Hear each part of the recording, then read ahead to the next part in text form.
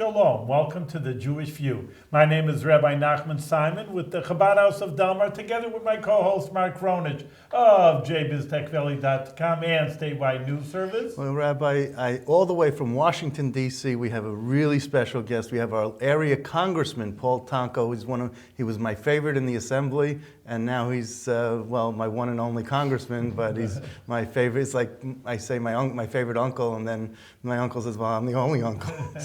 But anyway, welcome. Sounds good. Sounds good. Welcome to the Jewish View. Thank you, Mark. Thank you, Rabbi. It's great to join both of you gentlemen, and always a pleasure to share some thoughts with you. Well, Mark's saying they come from Washington, D.C., but you're our local. I mean, you're there, what is it, half the time? Pretty much. Our days are 3 or 4 days, and our weeks are 3 or 4 days in Washington and 3 or 4 here in the capital region. And I make it my effort to be home every weekend so as to connect with the district. I think it's very important to kind of bring government to the doorstep of individuals, into community gatherings. And I can tell you they share. There's a very, very thoughtful district to represent, and they're full of solutions which I like. What is your district once you're saying, your Sure. district? Well, you know that we were redistricted a couple of years ago, and this is the second term now where I'll represent the 20th Congressional District. That includes all of Albany County, all of Schenectady County, pretty much the Northway Channel of Saratoga County, the western half or westernmost portion of Rensselaer County, with communities like Troy and Rensselaer, Schodack, East Greenbush, North Greenbush, and then the eastern portion of Montgomery County to Route 30A with Fonda, Fultonville, and Amsterdam, and the town of Florida, town of Amsterdam in that construct. And you have to have that part of Montgomery County because you live in Amsterdam. Right. You know, as you'll recall, if not, I'll remind you that the legislative branch, working with the governor, did not get the congressional districts done, and it was punted to the judicial branch. And there, the judge was dealing with an assignment, I think, to strike homogeneity wherever she could. And I'm convinced, I don't know this to be the fact, but looking at the makeup of this district, it's pretty much revolving around a high-tech, innovation, clean energy economy with the boundaries of Saratoga and Malta, Saratoga Springs and Malta in the north, with global foundries, into the heart of the Albany capital region with nanotech, and into Schenectady County with R&D over in Niskayuna, and the advanced battery manufacturing facility and renewables efforts at GE. So you have really in that construct of the 20th Congressional District a thematic of innovation, of high-tech, of clean energy, which I would be fairly much convinced was the thinking of the It's judicial interesting. branch. You answered my question before I asked. I said, you have Albany, Schenectady, you have such a varied, congressional district, but you kind of answered it that there is a common denominator there. Right, and it is a very powerful common denominator. A number of forces, a number of think tanks around the country, if not international think tanks, Rabbi, have suggested that this area, the greater capital region of New York, is one of the 5 hottest bits of real estate in the country for clean energy and innovation job growth. And recently, in a repeat visit to the Albany area, Assistant Secretary of Energy Dave Danielson reinforced that statement, and he said of the 5, there are 2 most exponentially growing regions, and the capital district of New York is one of those fastest growing. It's interesting because generally, that the idea is that upstate New York is different than New York City. Some people say we should make our own state, but the economy is so in a recession. But really that doesn't apply to like your district, so to speak. I can remember clearly in the State Assembly where I served for nearly 25 years, Speaker Silver and others cleverly saw the map of New York as a way to introduce high tech into various thematics. The Western New York with healthcare, Central New York with minerals, agriculture in the North Country, and energy in the capital region. And we overveiled that with high tech. And those early investments have proven very fruitful. And now, with the efforts to further underpin, because a lot of this was done with public and private sector partnership, but the feds weren't that invested at that time. Now it's a unique assignment for me to represent the 20th Congressional District as an engineer, bringing that engineering background with assembly chairmanship responsibilities that I enjoyed for the last 15 of my 25 years in the Capitol here in Albany. Chairman of the Energy Committee. Right.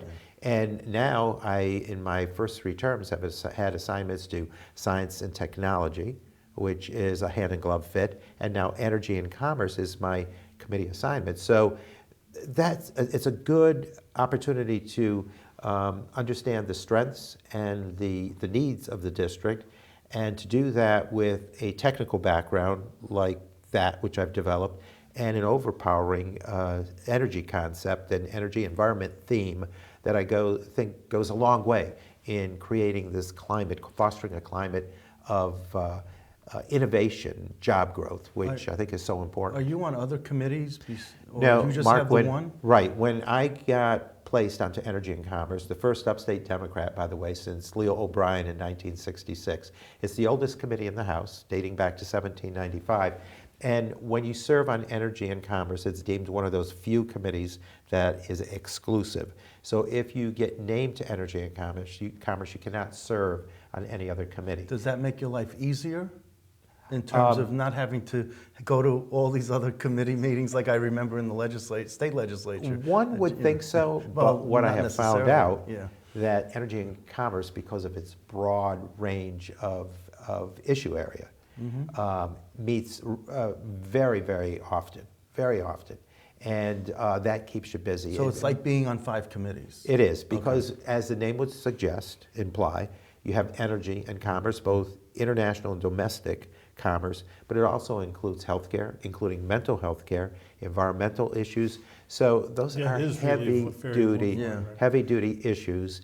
And You wouldn't I happen think to be... that healthcare and mental health would be in that. Right. But it is, so. Yeah, and it's kind of an interesting clustering that Yeah. goes on, but it's been kept very busy with all the communication broadband issues, with healthcare, and all of the action that was involved with the Affordable Care Act, and the aftermath, the fine-tuning that continues.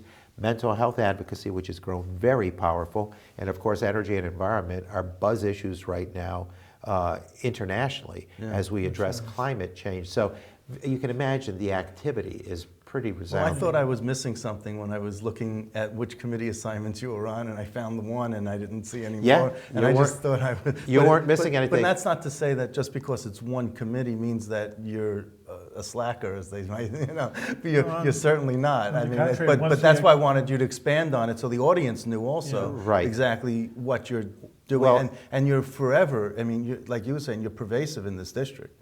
Well, I enjoy the connection. I think that, I entered into this business when there were all sorts of impeachment efforts being made towards President Nixon, who I happen to think did some very good things with Clean Air Act and all of these things. Suffice it to say, that was a tarnishing of our image at that time. And I felt, well, you can either complain about it or you can get involved and polish back the image. And it's been a constant challenge for me, and an assignment, a mission, to polish that effort so that you bring a good partnership together with the people you represent, and you as a representative communicating and doing things well. I just wanted to bounce right back to ENC quickly. Sure. On Energy and Commerce, I've been given the ranker position, the top Democrat, on the subcommittee of Environment and the Economy. Now we're reformulating, we're reorganizing with the new 114th session of Congress. I hope to maintain that position, but it's been a number of meetings and hearings that have kept me busy with that subcommittee alone. So enough to keep you busy. Yeah, enough to stir the juices. Since you're talking about energy, can I touch on a hot topic of fracking? Sure. I have my opinions now. I'm not a scientist. You're an engineer, not a lawyer. You've got that right. Yeah, that I You always. worked in the PSC. I actually very much appreciate it, because you always see lawyers and it's one-sided. I mean, of course, you need a lawyer to make laws, but on the other hand, like you say, you bring in a total different perspective. You have to have other expertise besides being a lawyer to represent people. So that's, I think, a very important idea. But fracking is just I mean, on one hand, I mean, a good American, I'd like the money to stay in America. And number two, being Jewish, I care about Israel, and oil is always just also a hot topic, you know, I mean, Right. that, And- for the Middle East. And so- Israel has done some very innovative things with their energy policy and their economy based on an energy-driven outcome, and oftentimes replicated by other countries and communities to do exactly what they're doing, where they're getting into a clean energy agenda, alternate fueled vehicles and the like. Are you in favor of hydrofracking? Well, with the hydrofracking issue, here's my point. I believe that we need to make certain we err on the side of our water supplies. We're positioned very well between the Atlantic Ocean and the largest compilation of freshwater bodies in the world, the Great Lakes. I believe those suggest we're transitioning from an oil-based economy to a water-based economy. If that's the case, do not harm your precious water supply. Sure. And so hydrofracking with all these checkoffs, making certain that you have set-asides for contingency funds if there is damage done. These are some powerful chemicals introduced into our ecosystem, into our soils. And again, the community has a right to know what those chemicals might be. They need that set-aside. The byproduct of hydrofracking is an immense supply of water that needs to be cleaned, that needs to be filtered and you know, reintroduced as in a clean state. I don't think there's a community that I represent that is equipped with the infrastructure to make that happen. So there has to be that partnership. And the inordinate amount of traffic, heavy vehicle traffic, is something that accompanies the science. Are there options? Are there alternatives? Alternative technologies. I'm a huge fan of investing in research because we can promote energy efficiency concepts, we can design alternative generation opportunities for energy to wean us off of that gluttonous dependency, insatiable thirst for fossil-based fuels, oftentimes coming from enemy nations that are not kind to us, are not kind to Israel, and we're aiding their treasuries, sometimes to the tune of $400 billion worth of American energy consumer dollars. Average price of gas as we're taping is below $3 a gallon. I didn't think I'd see that Right. this soon. Have you spoken to your colleagues in North Dakota and asked them, because a lot of those big oil tankers that go through the Port of Albany originate in North Dakota? And I was just wondering if you had a chance to talk to them to find out, is their water being contaminated? What, you know, like you were saying, what contingency plans are there in North Dakota? Because their water is as precious as ours is. Right. So, you know, what... Yeah, I am certain we will get into all of that activity. We haven't had those direct lines of communication. But, you know, to that point of transporting by rail, rail and pipe, rail line, pipeline, both offer certain orders of public safety concerns. And, you know, as we attempt to put together sounder overview, reduce speed for trains, inappropriateness of the 111 cars to transport the oil, which needs, again, to be revamped. We phase those out. These are some of the changes in regulation that the DOT, United States Department of Transportation, is offering through Secretary Fox. As we look at all of these things, increased maintenance and inspection, first line training, first responder training, making certain that that is done appropriately and effectively. There are a lot of things that need to be done, but again, it's an example of us approaching an issue in a Band-Aid format. We need the bigger view. Right. We need to stretch out, where is our energy policy? But we already have, you know, we already see the fruits of the labor of hydrofracking at the gas pump. We do. We see the fruits of labor of depending on fossil-based fuels. I mean, but again, Jimmy Carter, ages ago, yes, administrations ago, suggested, you know, alternative supplies. yeah, geothermal, which I'm a big fan of. Yeah, You we know, need to be transitioning. Yeah. As we face these crises, pipeline, rail line safety, hydrofracking, perhaps the concerns that communities have, the impact here on the port, as we face these issues, we shouldn't do them in a vacuum. That silo mentality doesn't serve us well. We should look at a big picture concept and develop as a nation. No nation this large, no economy this great should be without a comprehensive energy plan. And we're not doing that. There are ways we should see energy efficiency as our fuel of choice, as Israel has promoted. We need to do alternative technologies to generate supplies of energy that can create jobs in that outcome, good paying jobs.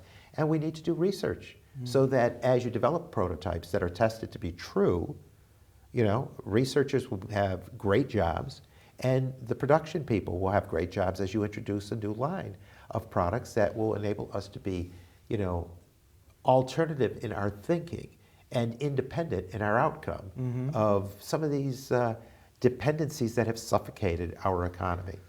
We're talking about Israel. Maybe we should take a group tour to Israel and check out their energy over here. There you go. Congressman, is that a good? I mean, the governor went, and maybe we ought to go also check it out. And I know he got a lot of coverage with that event. And I can make sure you're going to get a lot of coverage if you take us along. oh, there you go. Are you guys the promoters? You're the agents? Got a rabbi and the newsman. What That's else right. you need for Israel? Over here? Well, there's no denying Israel has done cutting edge. Have you been to work. Israel? I have not. Okay, I well, have we not. should. I haven't either, so we should really go. There you go. There But is they have part been of cutting energy. edge in their energy thinking, and perhaps they were challenged and prompted by some of the forces of nations that surround them. Yep. But nonetheless, it is a sound way that they're transitioning their economy, and that transformation is very powerful for the economy and for the climate, for the earth. Well, it's interesting. It's interesting they put two things together. I mean, you could tell us the history, but energy and commerce. But without energy, nothing's going to work. Exactly. You don't have any economy. And you can do sound energy policy and create jobs, all while being benign with the environment. People think that they're a separate issue, but they are very much compatible. And making certain that we utilize our environment, be it the sun or water or air or soil, we can do that in a way that allows for us to really advance new technology and, again, to use that American intellect. We cultivate that intellect through campuses and apprenticeship programs. Utilize it. Use it to the max and allow us to be cutting edge. And I think that's the challenge to a society as strong as ours that has had throughout its history a pioneer spirit. And so I love the assignment to Energy and Commerce because we can kind of promote this thinking in the committee. We can do the legislation, the policy development, the resource advocacy that will kind of jumpstart that sort of thinking in policy format. Well, I wanted to ask you about the upcoming session. Sure. And as you were talking about, the committee assignments might be changing or whatever, but we also have a big issue of immigration reform, where the president recently, through an executive order, had this, issued his dictum on the immigration reform. What's your thoughts about it, and what's going to be coming up in the next congressional session? Well, I look at something like the bipartisan effort that the United States Senate embraced. And they did some tough work, and they got it done in their House nearly 18 months ago. And it's a way to speak to security at our borders, stabilizing our borders. It's a way for a sound pathway to citizenship. And ironically, through the CBO, the Congressional Budget Office, which is nonpartisan, they suggested that that measure would be nearly $1 trillion worth of deficit reduction, some $900 billion worth nearly of deficit reduction. It's an across-the-board win situation. We, in our House. And is that the executive order that the Pretty president modeled much, it on? I think he modeled it on that. And, we have dragged our feet for some 18 months. And, every effort has been made. I've joined with colleagues in writing the leadership, invoking them to bring the bill to the floor for a vote. I have written the president, encouraging him to address the issue. It's an economic development issue. You look at, I mentioned the R&D Center in Niskuna earlier when we were talking. Research and development, yeah. And the research that's done there is also incorporating internships, but they're PhDs. The PhD internships are really hurt because of immigration reform, where a number of foreign students are securing that PhD. It's not as commonplace with the number of our American students.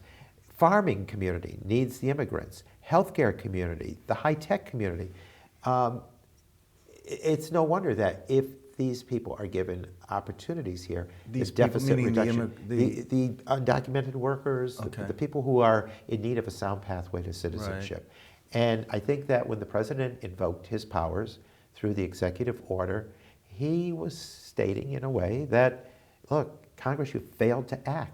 And the 113th session of Congress is replete with a lot of situations where we could have done something and chose not to take action. And what about when Nancy Pelosi was Speaker of the House? Why didn't, I mean, this is not a new issue. Why wasn't some action taken then? You know, there were a number of meetings, and people were coming to a consensus. And then, that was my first term. I saw a lot of buildup toward some sort of compromise on the issue. It wasn't easy to get to that point. The Senate just didn't do that in a matter of weeks. I'm convinced, had we been leading the 112th and the 113th, at least the 112th session of Congress, we probably would have seen some sort of compromise brought to the president's desk. But, it's not about partisanship here. It should be about what's most practical for the economy.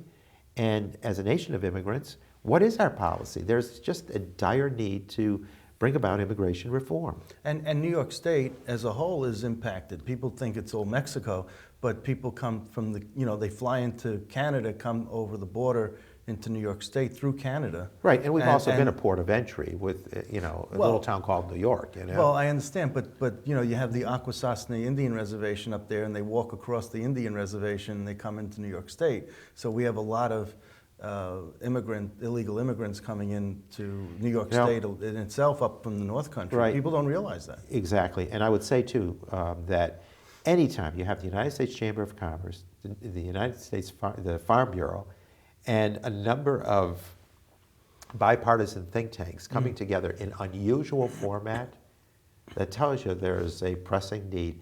And it's so, you've got community activists, you've got religious organizations, you've got chambers of commerce, you've got business community types, the farming community, all saying, get this done. Right. And the president is saying, look, I gave Congress every chance. He has worked so hard to be bipartisan in his administration. And it's unfortunate that there's no desire to work with the White House. And if it's just dead on arrival because of it's coming from the president, this president, that's unacceptable. So do you think there'll be some sort of new initiative that will come from both houses now that both houses are in Republican control? Well, now I'm hearing talk about, we want to do this with legislation. Well, hello. We've had 18 months, but if you've got legislation, bring it forth. You think? And let's debate it on the floor, and let's see what the Senate says. But there have to be those certainties, securitizing our borders, making certain there's a sound pathway to citizenship, and I would hope the result would also be nearly $1 trillion worth in deficit reduction. And like the president said, you can't deport how many millions of people? 5 million people? Well, it's interesting because we did a town hall on immigration and refugees because there was so much misinformation being spread. Where was that? In Amsterdam? We did that at St. Rose campus. Rose, okay. And it was interesting to note that dating back to 1980 or the mid-'80s, how many undocumented workers are lined up since then. And I think it was about 12% of the population has entered since this president has been president. The vast majority, overwhelming majority of individuals has been waiting since the 80s. So it tells us that the floodgates haven't been there, as some would suggest, and that there've been many administrations worth of time since we've had the accumulation. Just on a side, there was a former assemblywoman, Gabriela Rosa, who got caught up in this and that she had a sham marriage, and she was an illegal immigrant, and she never knew that. This isn't carte blanche approval. I mean, there are checkoffs here. No, I know, but we had one in our own state, in our own legislature here, that got busted, and part of the overall corruption going on in the state legislature. But as an aside, I said, this is just an example. Look, for the great many of us, we have an immigrant pattern. I'm a grandson of immigrants, proud to say that. It's one of my badges of honor. And I'm oftentimes quoted as saying, we're a compilation of journeys. And I am so respectful and reverent to a degree about the journeys my grandparents took as young teenagers. Sure, yeah. It's about that. It's about the courage. It's about the desire to start life anew here. My it's the grandparents passion to also, make a yeah. difference. The passion of this country has always been best expressed by its immigrants. That's right. And I agree, so, and we know that. what are we but- fearful of? But you know, Let's get it done. It takes away that shining city on the hill. You know, that wonderful image that you're creating when it gets tarnished when you get someone like Assemblywoman Rosa doing what she did and being in a public office. But you know what? I in don't the want way to she- err on the side of the very few. So- No, I want it's to err true. on the side of No, the very many. no, And I love celebrating our mosaic, our diversity. Well, you know what? I still credit you when I tell people, when most people think of New York State, they think of the Statue of Liberty, the bright lights on Broadway, and the no. It's the Statue of Liberty, the bright lights on Broadway, and the skyscrapers. Now, when you think of New York State, the silos are our skyscrapers. The bright lights in the milking barn at 5 a.m. are the bright lights of Broadway, or the New York State. And the liberty to farm one's own land is the liberty of New York State. And that came from one speech I heard him say, and I've never forgotten it. It was in the 80s. Thank you. And he said, "Oh, you don't have to credit me with it, but I always do." Yeah, well, I that have is farming- so beautiful. You I have have- such a good, nice way of crystallizing images in your speaking. Well, you know, I think life is poetry. I think there's something glamorous about all the journeys we make and about the walks in life that we take.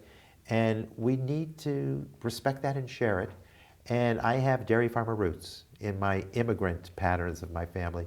And I shall always work hard and respect the ag community. And they're asking us to get this done, as is the business community. So it'll be a big issue, I'm hoping, either in lame duck or in the 114th. How many days will you be in session next year? Well, you know what? The Speaker Boehner, is extending that from 112 to 132. I say hooray, hooray, because we need to get things done.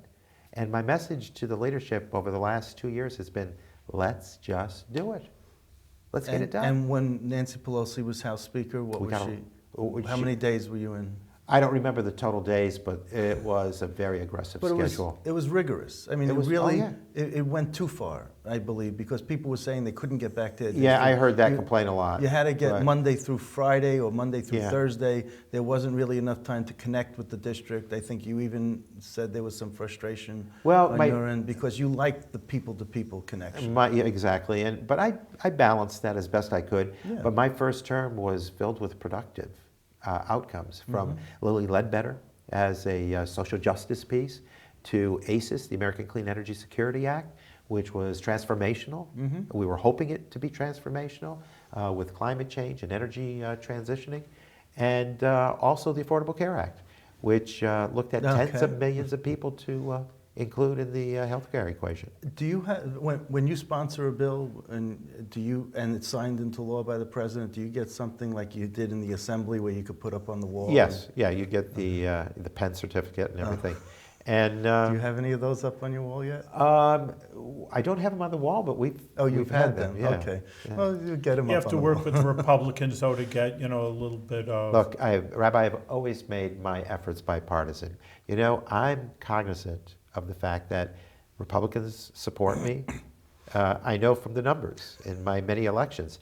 But even if they didn't, it's about an election process in this country that says when the curtain comes down and the election results are calculated, you're there to serve everybody. Then you govern, right. Those who are of multiple political faiths and those who don't even vote, and those who are too young to vote. So you're there for the entire community that counts on you as the voice. They place trust in you, and you have to honor and cherish that And that trust. was one of the problems your opponents in the past have had in terms of raising money and getting support from the GOP in your district, is that they say, well, give us a reason why we shouldn't vote for the incumbent. And you're doing such a good job. I think that and you're reaching across the aisle. You're not making this partisan. I think that people who are on the opposite, a different party from you, it might not be just Republican. Right. They say, well, we're fine. We're happy with what we have. So, I mean, as you know, in politics, if you're running an insurgent campaign, you have to give the voters a reason why Right. not to vote for the incumbent.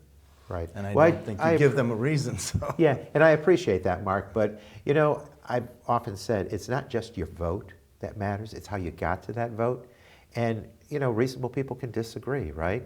And I think that it's so important to translate that vote into a thought process. And if people don't agree with your vote, at least you can build credibility in terms of, look, this is the sincerity that I want to share with you. This is what I put into the thought process. And, I guess I know my assignment is to do the homework. That's essential to get to that bottom line. And it's not always black and white, it's shades of gray. Well, we're going to make sure you get an A on your homework assignment, but I think we're out of time. But we're out of time. But Congressman Tonko's that we love being with you. That was we had you before, and we give you more success, give you a blessing. You're doing such a great job, and continue success with good health. Much success. Yes. Thank you, Rabbi. Thank you, Mark. And always a pleasure to be on Jewish View. Thank you.